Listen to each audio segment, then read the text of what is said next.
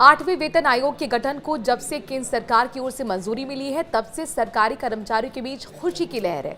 लाखों सरकारी कर्मचारी को उम्मीद है कि 8वां वेतन आयोग लागू होते ही उनकी सैलरी में अच्छा खासा इजाफा हो जाएगा।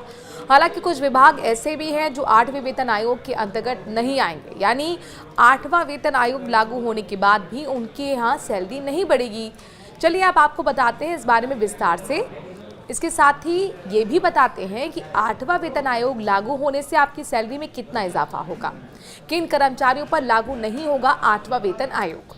देश में फिलहाल 7वां वेतन आयोग लागू है। ये वेतन आयोग साल 2014 में गठित हुआ था और इसे साल 2016 में लागू किया गया था। आमतौर पर भारत में हर 10 साल में एक नया वेतन आयोग लागू होता है। देश का पहला वेतन आयोग 1946 में गठित किया गया था।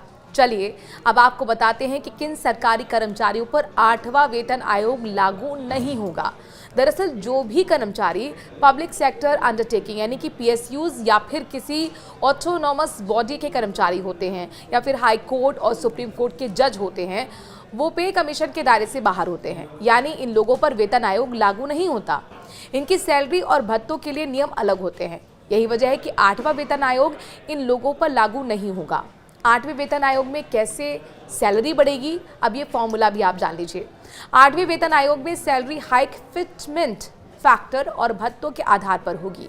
रिपोर्ट्स के मुताबिक 8वें वेतन आयोग में फिटमेंट फैक्टर 1.92 से 2.86 के बीच हो सकता है, यानी सरकारी कर्मचारियों की बेसिक सैलरी 18,000 से बढ़कर सीधे 51,000 हो जाएगी। हालांकि ये अभी तय नहीं हुआ है कि 8वें वेतन आयोग में फिटमेंट फैक्टर क्या होगा।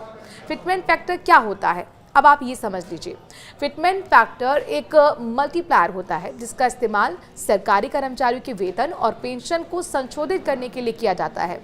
इसे मौजूदा बेसिक सैलरी पर लागू किया जाता है और इसके आधार पर नए वेतन की गणना की जाती है।